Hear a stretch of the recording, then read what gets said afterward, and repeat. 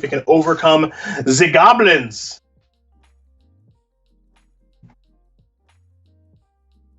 Goblins, an incredibly popular deck in today's tournament.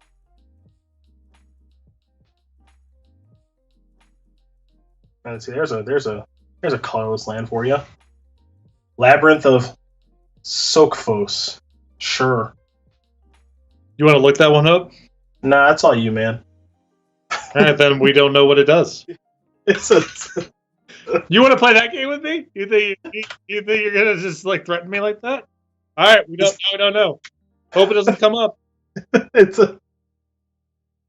I feel like I'm the one being threatened. It's a Maze of Ith variant. It taps for a colorless 4 and tap. Remove target attacking or blocking creature from combat. It's a little bit more expensive than Maze of Ith. But it taps for a colorless. That's correct. Great. Okay. Awesome. Thanks.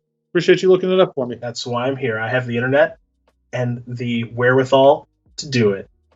So this version is actually playing some spells that have colored mana. In one being a Metallic Rebuke. So you have a couple sources of blue here. Rivulet. Yeah. If new, as it were. Now let's see if this build... Okay, so this one looks like it's a little bit more... I guess I'm seeing something be a little more Planeswalker heavy here. But you still do have the copies of Forsaken Monument. All sorts of Karns. A lot of different Ugins and Ulamog. Okay, so this is a different build than what I have run into online. As now here is a Hedron Archive, a Mind Stone, 2, 3, 4. Okay, so trying to accelerate as quickly as possible to Ugin.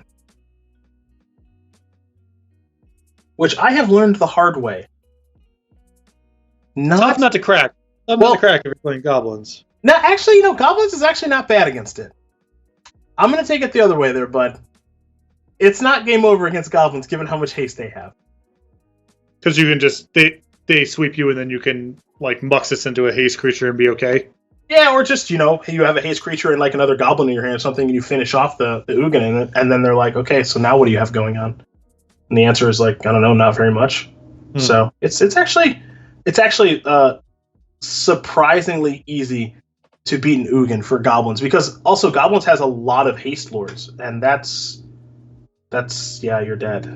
Cool. Like watching that colorless deck on display here. Go to the sideboard. Yeah, let's go.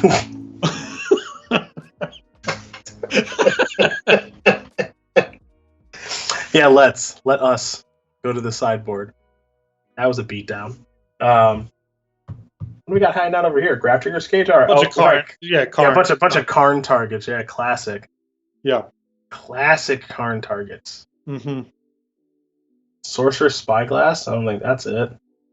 Platinum Angel can be tough for him to beat sometimes, but no, it's coming. So we can leave like an incinerator or two in. Something that blows up an artifact or whatever.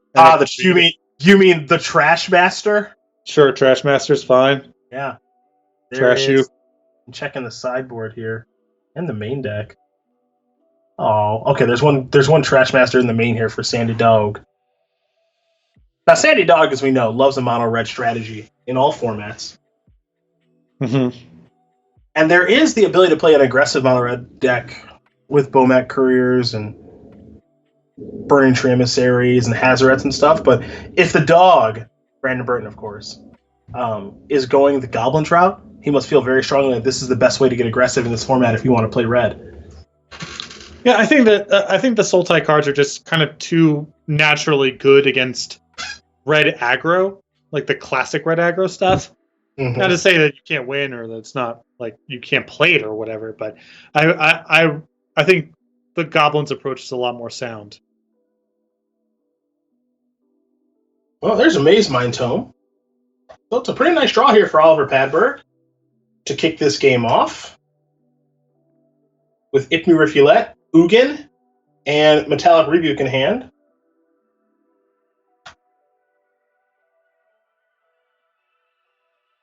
But I do think this is probably a difficult matchup here for Colorless Ramp. We'll see what Sandy D can do. Brandon Burton going to play a Chandra now. Okay. Gonna add 2 red. All right. What else we got? Oh boy. Ooh. Oh boy. Now that is a turn. That's a tough watch. Ooh. It's a lot of stuff. Yeah, that is. That's boy, mercy. Someone said in Twitch chat, Rye Guy 2133 looks like a terrible matchup for Ramp. Yeah, how do you feel now? Looking even worse now. There's a land. Add a couple reds. It's time to try to fire off a Muxus. It is now. Metallic Rebuke is going to handle this, so that is fortunate for Oliver. Yeah, it's a good time. Good time. Yeah, otherwise this would be a true disaster.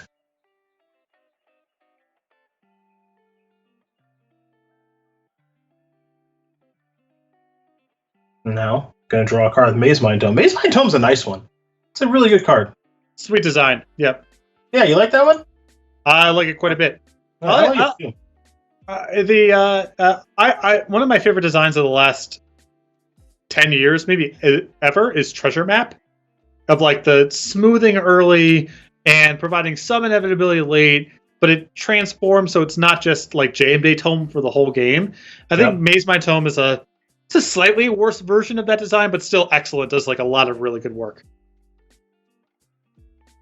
See Snoop alongside a Wily Goblin. Shatter Skull Smashing is going to enter the battlefield with some land, Skirk Prospector, Mountains, and this one, Chandra, Torch of Defiance, which is threatening its ultimate next turn. However, Burton has to worry about Ugin showing up the next turn. That's a very real issue here. Here's Krenko. That's not going to have haste. Yeah, 7 mana on the battlefield and 1 in hand, so Ugin's ready to go. There's Radiant Fountain. Trigger gains some life, and now the big fella gained a little bit more life with those copies of Interplanar Beacon. And I smell a -4.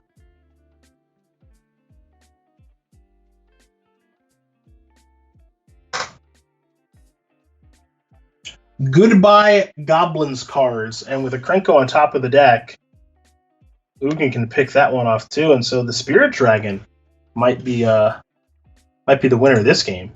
Perhaps the juiciest of all Ugin targets in the format. Yes, perhaps. There is a Buried Ruin.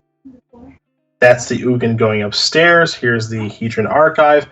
If once is nice, twice is fine. And pass the turn. Krenko in hand alongside a Goblin Matron. Okay, well, it's not over yet because Matron is going to find Muxus for sure. and then you got a shot at it. Always got your 1%er. All right, let's draw a couple off the Hedron Archive. What do we do? Ooh, Grafdigger's Cage is a huge find. Okay. That should shut the door. I think you're right. Unless a Trash Master shows up all of a sudden, that should absolutely shut the door. There's a Guardian Idol to go along with that cage.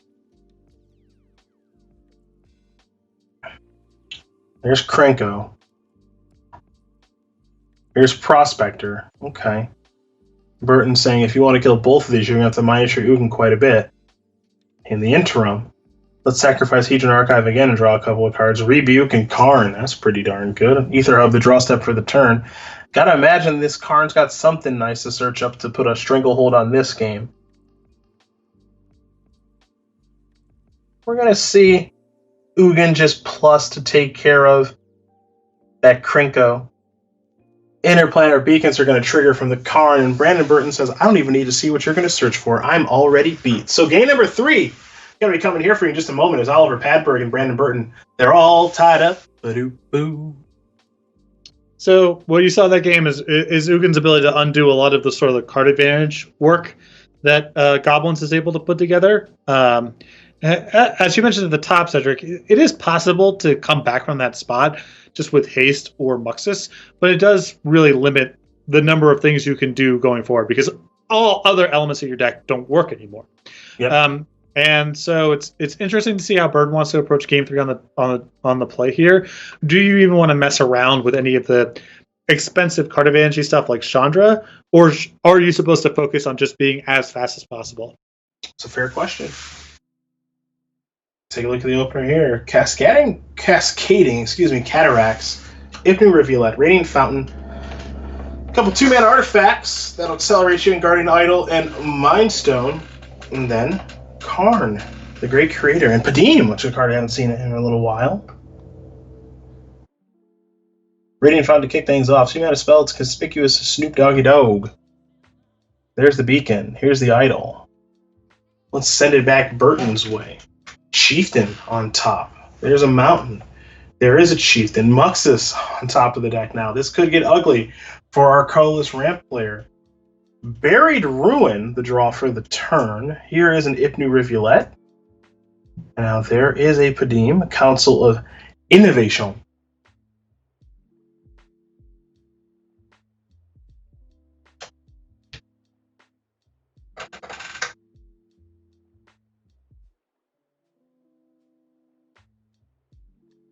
There's a mountain.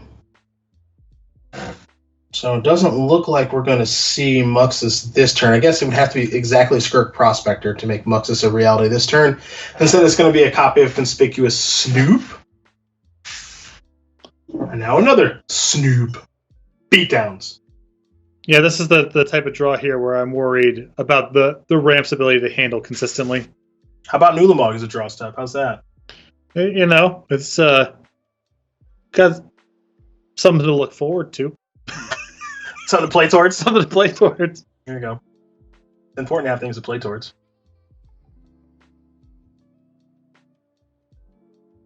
There's Karn. What are we thinking? Stone Cold Serpent on 0. Your turn. I think we can do... I hope we can do better than that. Maybe a little.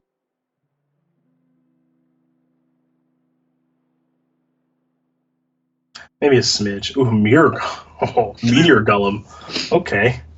We're going to the uncommon box, huh? Got some hitters. Okay. That's fine. You go where you gotta go. Whatever it takes. And just dead. Yeah, that should do it. This is the appeal, right? You're not just a Muxus deck. Sometimes your My Creatures Have Haste Goblins deck. And that's what we were there. And Brandon Burton's going to win this match here over Oliver Padberg. 2-1. Mono Red Goblin's going to take care of that colorless ramp deck with a small splash of blue.